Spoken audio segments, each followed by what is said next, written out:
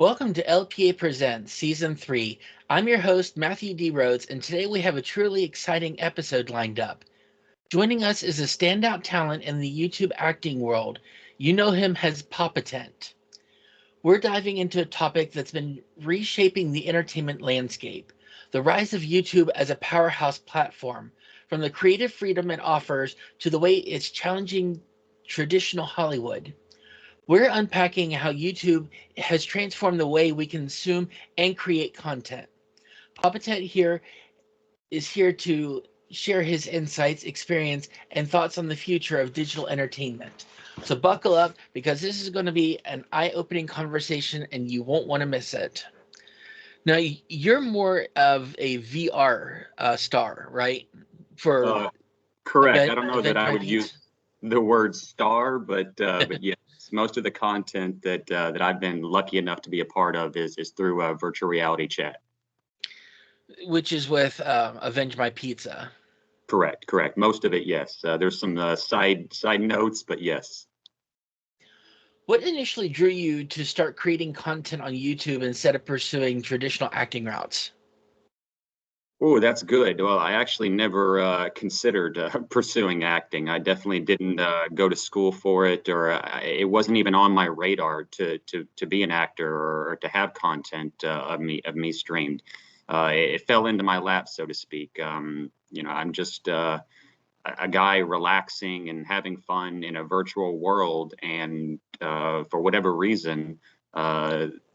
The way I was acting, the jokes that I was doing on my own, just being myself, attracted people that do stream and put content out onto YouTube. And so they approached me, and it was very easy for me at that point to happily want to be a part of that. It seems so easy to me, right? Like I'm doing this anyway, and you like it, and that's all I really ever wanted was to get a laugh or to make someone happy. And so if Mhm.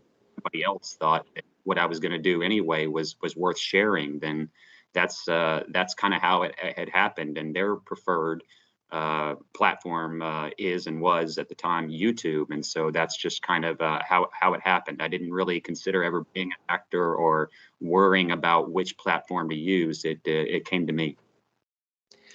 Well, YouTube isn't the only place to have this kind of creative freedom. You still have Twitch, Kick, a lot of different platforms. It's just everyone focuses mostly on YouTube, but some people do tend to do what is it? TikTok. Right. Yeah, I've definitely had content put onto all of the above platforms, but to your point, and I'm not sure if it's because the oldest or I guess I'm not even sure why YouTube is still such a juggernaut, but I can tell you, even in my own life, outside of work I have my free time. I'm either playing a video game of some sorts or watching YouTube. So still to this day, even these other platforms, at least for me personally, haven't drawn me to them. I don't even have a Facebook account. I've seen TikTok videos because they get sent to me, but I don't go there for my content. I stick to YouTube. It's been there for me for the longest, and it does its job for me. So I've just never needed to find somewhere else to go. Well, Facebook has its place, especially if you're trying to get your material out there. Just it's a little different. I, as a writer and everything, I do use Facebook. I just try not to go through everyone else's profile information because it drives me nuts watching all the politics and religion that just pop up. Makes sense, and maybe that's why I've avoided it from the beginning. I make a joke, right? I'm probably the last man alive that doesn't even have a Facebook account, but there's no doubt that it's an incredibly valuable platform for what it does. I just no, I'll stick to YouTube. I'm good. Now, how has YouTube changed your perception of what it means to be an actor or entertainer today? Ooh, wow, that's good. Well, again, since I never really, considered going into acting, I'm not sure I had any preconceived notions. What I can say is that since I've been acting and content's been posted on YouTube, it's I mean, it's got to be different, but I don't have a good reference point of ever having acted somewhere else before. And maybe that's more of what I'm trying to say is that, like, I wouldn't be an actor at all if it wasn't for YouTube and content being posted there. So it must be in a good way, a viable option to open the door to people that do want to act and share content with others. I've got to believe that there's so much content that, I mean, you only see it if you want to, for the most part, right? So it's not harmful in that way, but it wouldn't even be there to be consumed without this platform to do it. Do you think before Google ever bought it, it still could have taken off the way it did? Don't know. I doubt it, but there's too much business going on behind closed doors that I'm not privy to. But if you want just my honest opinion for what little it's worth, I doubt it. In what ways do you think YouTube has democratized the entertainment industry? Do you see this as a good thing or a double-edged sword? Easily a double-edged sword, but definitely a good thing as well as. So there's a lot that goes into this, but two quick notes, one from each side, so to speak. Yeah, I'm an older or middle-aged gentleman, whatever you want to say, but like, back in my day when we went uphill both ways in the snow type thing, right? I mean, you didn't get to consume content this way. I mean, I remember a TV Guide, right? There was a book or a magazine you had to pull out just to see what's coming on and when. Now, and again, YouTube, I don't have TV service. I don't have satellite, cable. I've had the other Hulu's and I've had those. I don't have any of them now. I'm either playing a video game or using YouTube. And so one of the really, really cool things, I'm spending my time on it. So obviously it's huge to me in a good way. I can see just about whatever I want, whenever I want. And even though I sometimes search when I log into YouTube because I think I want to, see something, the vast majority of the time, and I do it through my Xbox, right? Yeah, just pop it on, open up YouTube, and it's got a whole list of things that we think you like, recommended. And that's powerful because they're usually right. I just scroll through until, yeah, okay, this looks good. I didn't even know I wanted to see this. Thank you for suggesting it. So I really think it's very, very good in that way. I spend a lot of time on purpose, enjoying myself through what only YouTube can do in that way. There is a bit of a double-edged sword on this because now all of a sudden, again, it wasn't like that when I was growing up. They've definitely changed the game and content. So you almost can't go anywhere these days without being on camera. Right. On top of that, now not only are you being filmed, but your content can be posted for, well, quite literally, or the world, anyone with an internet connection to see, whether you want that or not. And I think that gets a little bit tricky. I mean, I don't need to go into details, but I definitely can tell you examples of when people have filmed me and used me as content on their social media platforms in order to, gain their own goodness out of it. And I think that's a bit of the double-edged sword because again, I wasn't intending for it to happen that way, and for that just to be the norm these days, that you need to always expect, whether it's happening or not, you need to be conscious that you probably are being recorded, and not only just recorded, the whole world is going to potentially be able to click on it and see what you're doing. So it's a double-edged sword in that way. I definitely love having it and using it, but it's also been a bit of a pain for me too. Well, there's another double-edged sword that YouTube actually just social media in general comes up with. If you're not posting hourly or daily, you're not in their algorithm. You're not going to get enough people to actually come see your content. You're not going to get paid for it. Right. Yeah, and I'm not a direct content creator, but that concept is not lost on me. That the people that do, influencers or whatever, people do post on these places, and YouTube included, of course. It really is. I believe it's a hard full-time job. You've got to be at it all the time, and unless you have something lined up for every day for months and however long to come, then anything that you're out there doing is content you're needing to put out there just to stay in the algorithm. And if that's me when I didn't even realize I was being recorded, so be it, according to them, because they have their agenda, right? Yeah. Now, how does the creative freedom on YouTube, do you think, compare to more traditional media like TV and film? Ooh, that's good because I mean I'm aware of the easy ones, but I can't say that I've read the entire TOS terms of service of YouTube. Um, I would like to believe that it's more free. Again, I've never been an actor. I've never tried to sign a contract with NBC or with whatever. I mean, I would imagine that that is a way more regulated and a difficult process to get through than make a channel and post it, and they Field of Dreams, right? If you make it, they will Mm. come. I mean, it's got to be good content, right? But I don't. I would like to believe that it's less regulated, easier to get whatever your voice is out there. And if and only if you're doing good work, entertainment that people want, then it works. I mean, again, within terms of service, they do a Yeah. good, yeah. I mean, you got to watch out for COPPA, because if they deem your anything you do as for children, even if it's not for children, you're in legal trouble right there. Sure. And again, I don't know all the ins and outs, but like music, right?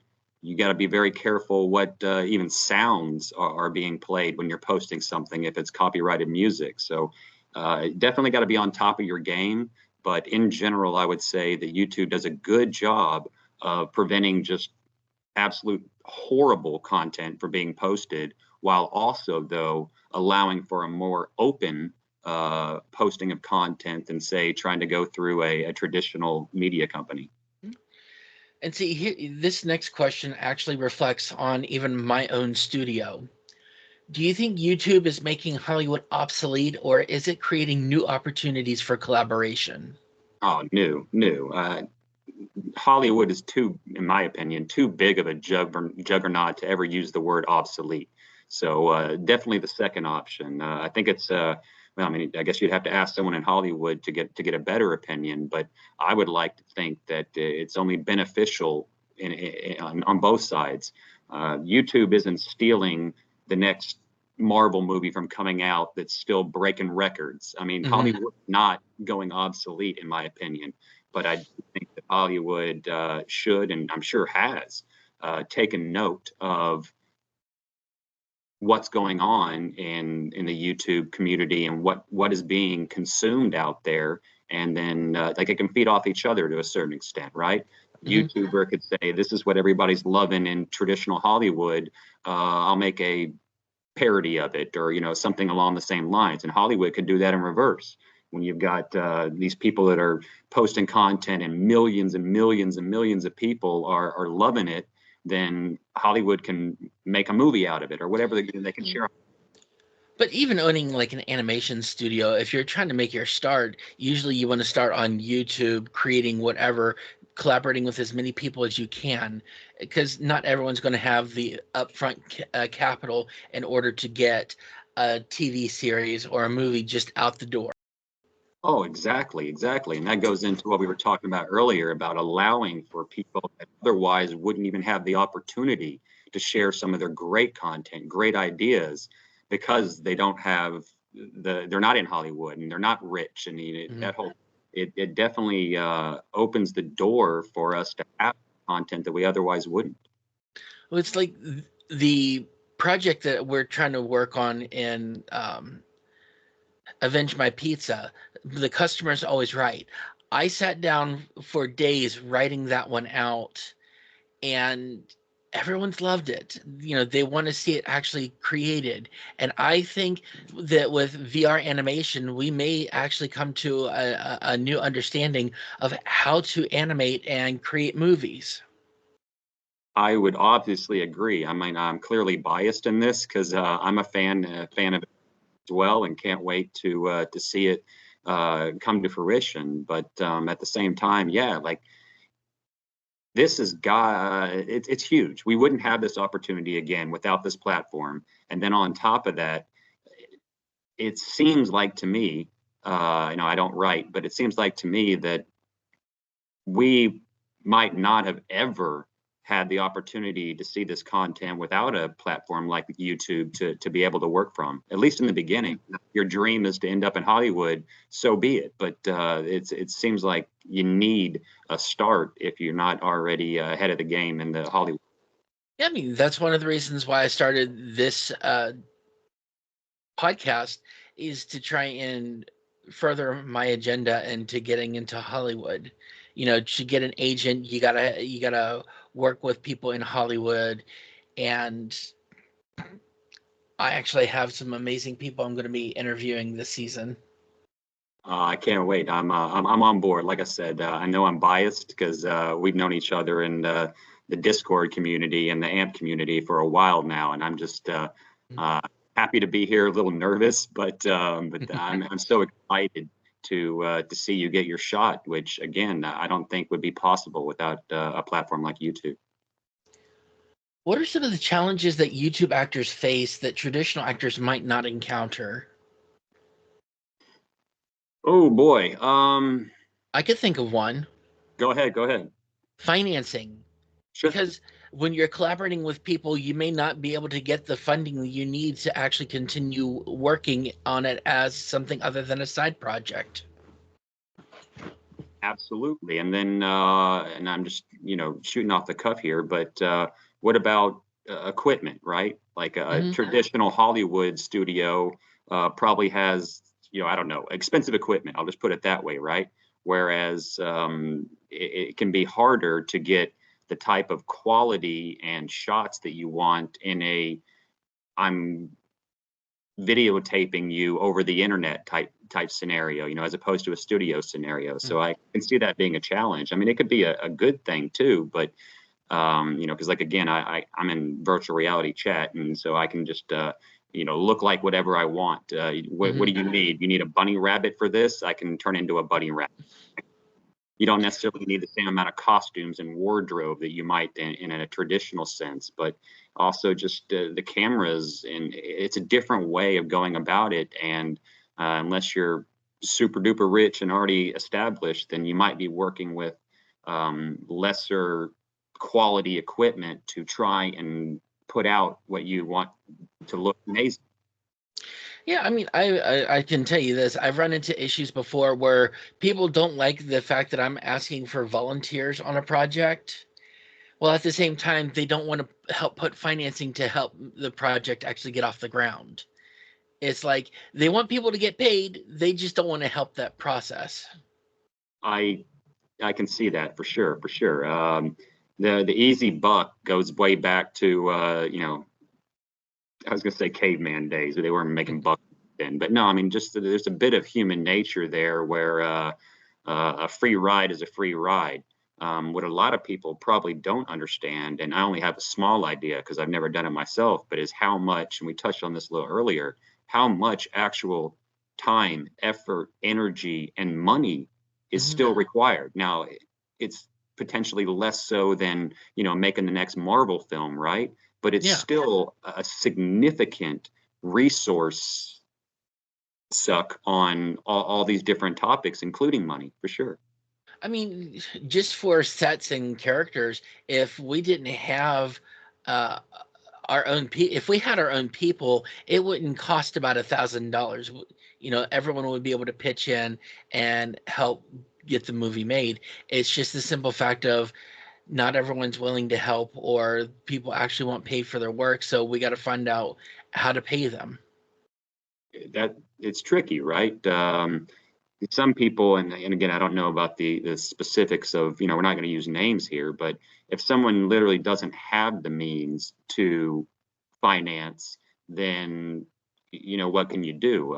When you throw out a number, and again, this is just arbitrary, when you throw out a number like $1,000, that makes people from traditional media laugh. I find that in my couch cushions, but it's very real when you're coming from a place where you're living paycheck to paycheck. You're not Mm-hmm. a Hollywood actor, but you want to show it just gets tricky now. But that's different from if you do have the means and you're not willing to support until you see a paycheck, then that gets a little tricky, right? Because YouTube isn't the kind of platform where you sign a contract and you get money and then you Mm-hmm. act. This, Right. no, you have to bust your tail and push money in before you ever see a dime. So it's different, but I guess it just depends on people's particular scenario. Other than that, that's common sense to me. You should know that going in, that either I have the finances to help with this, or I don't. And see, with the project that I'm bringing to the table, that I'm trying to get everyone's help with, I'm going to be taking money out of my own pocket to put it into film competitions, to get it out there to people, see who's going to say, "Hey, we'll finance the project. We'll take it a step further and have you redo it." I think that's a smart move, but it doesn't happen until, like you said, in this scenario, until you pony up your own bucks. Hmm. Um, so, and I don't know now, my head's just spinning off the cuff here, but there are things, gosh, I've never done it. I'm almost scared to say it, but things like GoFundMe or whatever, like there are ways to potentially get money ahead of time based on interest just in the concept. But outside of that, you're right. And there's limitations to that. If you're not, you got more people saying, pay us to help you get the people you need. It's a big scam. Or Yeah. the only way you're going to get money is if you're creating pasta salad for the first time, or you're some little kid that wants a Nintendo system, Right. and people are willing to give you money more than necessary in order to get it. Agreed. It's still tricky, but I'm going to say also it's still a lower, financially anyway, typically barrier to entry than traditional Hollywood. Like we all know that there are some influencers, YouTubers out there that are spending quite literally millions of dollars just to put out one piece of content. Now, granted, they're making that much each time, but the barrier to entry is smaller, but it's still not zero. Right. With the rise of streaming and social media, do you think the lines between internet personalities and traditional celebrities are blurring?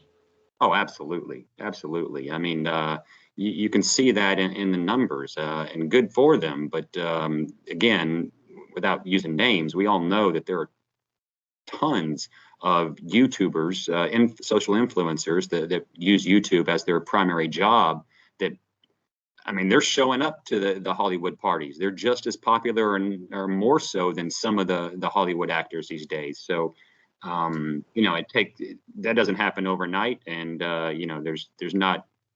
It's not everyone. You can't just post on YouTube and become a sensation immediately necessarily, um, but yeah, I mean, both platforms have just absolutely massive um, levels of popularity on actors and people. Have you noticed any shifts in audience expectations or preferences on YouTube over the years? Oh gosh, I don't know if I can if I can answer that appropriately because I don't necessarily keep up with other people's interests, right? Mhm. Um, and for myself, I don't even think that my interests in life have changed because of YouTube, other than just having access to anything I want. Um, I used to play foosball. I loved playing foosball, and I can't imagine I would have ever, you know, pulled up the TV guide and looked up when the next foosball tournament was coming on. But now that it's just sitting there on YouTube, I'm watching YouTube. So in some ways, for sure, it has changed. Personally, again, my uh, content consumption and what I choose to watch, just because it's so easy to. I didn't even know people were streaming this or that, and now that they do, I can see it. Well, one of the biggest things on YouTube is video gaming, and that actually starts on Twitch and then moves over to YouTube. Some people might disagree, but I don't know. I don't check the details on the first time of doing it. But I would say, and again, from my own personal experience, watching people as far as playing video games, I started on Twitch. And that's where I went to. If I wanted to watch somebody play a video game, I went to Twitch. I don't anymore, though. I found that YouTube it does that perfectly fine for me now. Well, when I mean gaming on YouTube, I'm meaning more assault videos. I mean, a lot of what you see on Twitch with these big name people that move over to YouTube, it has nothing to do with gaming. It's Oh, like sure. my Twitch, I don't do video game. I do my writings live so that people can come see me. And if we're getting into the Twitch YouTube thing, then yeah, I would agree. And of course, you can do this on YouTube too. But I would agree that even still to this day, as far as live content is concerned, that Twitch does a better job of it. Mhm. Um, Me, I don't as much anymore, hardly ever go for that live content. I had a lot of fun with it for a while, but for now, I like the recommend to me what got posted yesterday or even 2 years ago, and I'm going to watch that content. It's a VOD, right, as opposed to live. But yeah, I don't know. I mean, you can still do it in YouTube, but for whatever reason, we could talk about it. But Twitch still seems to be a better platform for actual live content, engaging with your audience at the moment of the content. How do you see your role as an actor evolving on YouTube in the next 5 to 10 years? Uh, I would hope so, but it's not hard to evolve from like literally nothing into let's see where this goes. Like I said, I'm not a star, and I'm enjoying it. I really want to be a part of it, but I Hmm. never saw it. So for me, I would hope that the answer is yes, because I'm really enjoying it, and I want to support it and be a part of it. It's really cool, but it wasn't on my radar. So coming from zero to whatever in the future, I would absolutely hope that YouTube is a part of that. And I don't know any other way to go about it, or at least that seems the best way is through YouTube. If you ever got an agent for what you did on YouTube, would you move to the big screen or even television? Hard to say no, but honestly, I doubt it. At least for me personally, that again, that was never the original dream. Hmm. And I mean, it's hard to say no when I've never been given that opportunity. It would obviously be a huge opportunity, but no, I'm certainly as it stands now, I'm comfortable with this YouTube platform way of doing it, and people have shown that you can be you can be incredibly successful through this medium. And I personally, that's the way if anything happens as an actor over the years, then I think that this is the way I would prefer it. What are your thoughts on the growing trend of YouTubers crossing into film and TV? I mean, we all know some big personalities going into movies like Five Nights at Freddy's. Yeah, I think it's a good thing. We touched on this before earlier too about how they play off each other. Um, YouTubers seeing what's going on in Hollywood and pulling from that, and then vice versa. Hollywood seeing what's happening in YouTube and doing their thing off that. So I love that the lines are blurring. There were definitely, at least as I recall, there was a point in time when um, it felt like I've never been on the Hollywood side of things, right? But it felt like their nose was turned up, like, oh, you're a YouTuber, you don't matter. I feel like that's blurred nowadays. And that brings me to the next part of the question. Does it feel like it's a natural progression or is it just a marketing strategy? I would say natural progression. I think, like again, I think in the early days it was easy to dismiss it, but I think it's undeniable. You can't just dismiss it anymore with that unless you're hiding under a rock or you're just fooling yourself. The numbers are out there, the popularity is out there, the people have spoken, so to speak. So yeah, it's one and the same. It's all entertainment content. Do you think traditional actors are starting to look at YouTube as a viable platform for launching or rejuvenating their careers? I would hope so. If they're not at least considering it, then I think they're fooling themselves. They're still doing the upturned nose. I mean, uh, anyway, I won't use examples, but we have examples where people have done that, and so yeah, if they're not at least considering it, then I think they're leaving money on the table. They pretty much cut their nose to spite their face. Exactly. What advice would you give to aspiring actors considering starting their journey on YouTube instead of going for the traditional route? Oh gosh, that would be tough. I mean, first of all, you have to have content, and Mhm. a single idea, unless it's an ongoing thing, a sitcom or whatever you have in your mind, isn't enough to blow up. I mean, you can become popular overnight, as we've seen, even sometimes on accident, but that's not a sustainable business model. So the first thing I would say is just if you're the content creator, to come up with enough content to last you for a while, because you will need to continue it and stay at it. It takes a lot of work. Dropping one cool thing, well, good luck for a day. So I guess that's my first, suggestion would just be to get the content, and then surround yourself with good people. Yeah, Uh, make connections. yeah, nobody. Well, I say nobody. That's too strong of a word, but few people do this alone. You may not know all the names behind the scenes, but few people do this alone. So come up with content and surround yourself with good people that have the same vision as you.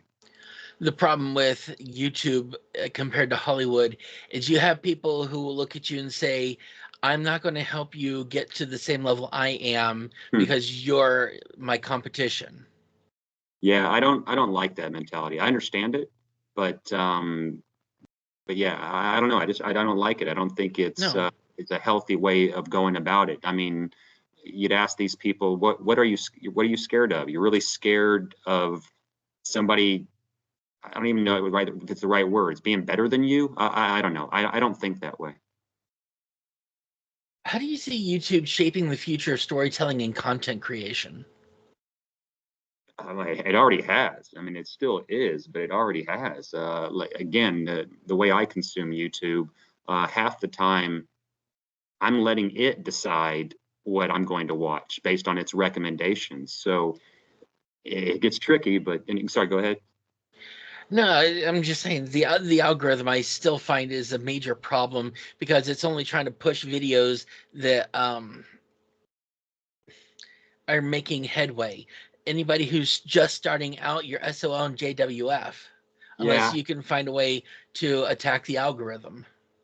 it's a good point. I don't have, I mean, I don't like bringing up problems without potential solutions, and I really don't have a potential solution for this one. I understand why it's built that way. Money makes the world go round. Mm. I just don't have a potential solution, but it is a problem where how do you even get started to have people click and watch, right? So in my example of I let YouTube tell me what it recommends, it's not recommending the the stream with that only has 2 views on it. That Hmm. may be what I want to see, but I'm not getting that put in my face. So I don't know, because then I mean, if you open the door to that, how deep does the rabbit hole go? There's so much content out there, you have to limit it in some way. I don't have a good solution to that one. What if they actually had two different algorithms, one to actually help people get started and Huh. one for people who's actually getting pushed? Move one into the other. That's not a bad idea. I hadn't thought about that. Maybe, again, I'm just thinking off the cuff here, but maybe you as a consumer can toggle. Like, what if I did want YouTube, to show me some potential up and comers? Mhm. Could I hit a filter or change a toggle to show me what you think on that? And they don't have anyway. That's a clever idea that I don't see as a downside. My podcast only gets listed once a month and it goes to YouTube, but because it's only listed once a month and not daily, people don't know that I exist other than on Spotify, Amazon, Apple. YouTube is just the last platform that it gets put on. Sure, sure. And you've clearly got at least the right idea on get your content out there as much as you can. It's just I don't know. You had a pretty good idea there with different options, but you have to do that the way it's set up now. And yeah, I don't know, but yeah, you've got the right idea. Get your stuff out there to as many different places, and maybe someone sees you on Apple, but that drives them over to your YouTube, right? Like it can feed into your YouTube stream, but they wouldn't have known about your YouTube stream unless they caught you on Apple or Spotify or somewhere else. So until further notice, you just got to touch everything. You know, what's funny is the algorithm actually applies outside of YouTube to places like Twitter, Okay. Facebook. You have to be posting almost regularly, playing it as if it were a video game in order to actually get people to realize that you're posting. Makes sense. I don't know all the inner working. It sounds like you know a lot more than me about that. The one thing I would add on that we touched on a bit ago is, again, surrounding yourself with good people. Like, you Hmm. shouldn't have to do that alone. You'll you'll exhaust yourself, drive yourself crazy trying to do all that. So the more people that you can get to help you with things like that, or with something else, if that's what you're focused on, there's a lot that goes into it, and don't try and do it alone. Lastly, if you could change one thing about the YouTube platform to better support creators, what would it be and why? For creators, oh gosh, you opened my eyes a bit on what you just said.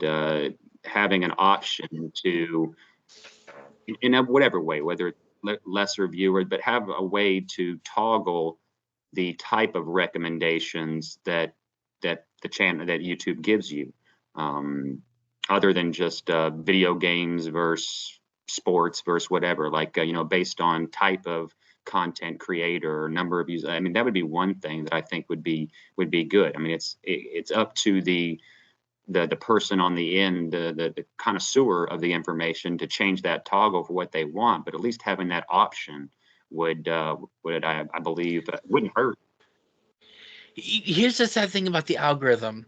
I watch salt videos, the fanboys of whatever such and such console that have the idiotic mindset. And then you have other videos like woke, anti woke BS. And then Yeah. that leads into politics. Oh And goodness. it just feeds one into the other. So you can go from one end clear to the other and not even realize it.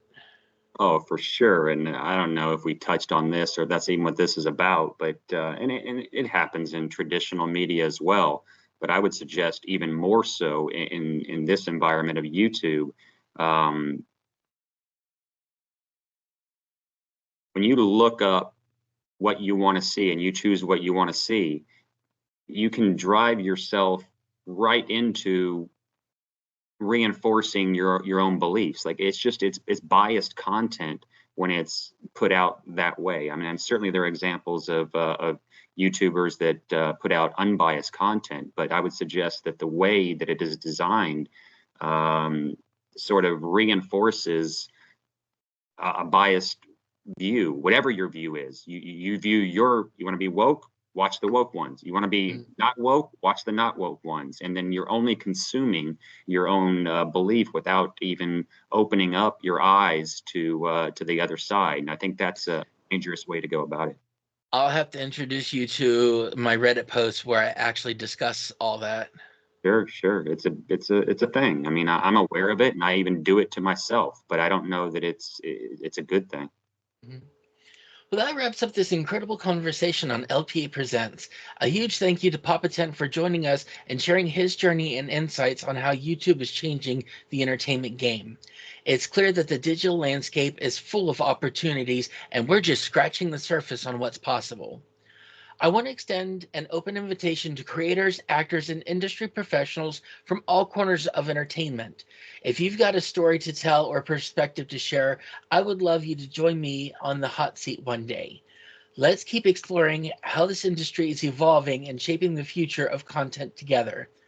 Thank you for tuning in, and we'll catch you next time.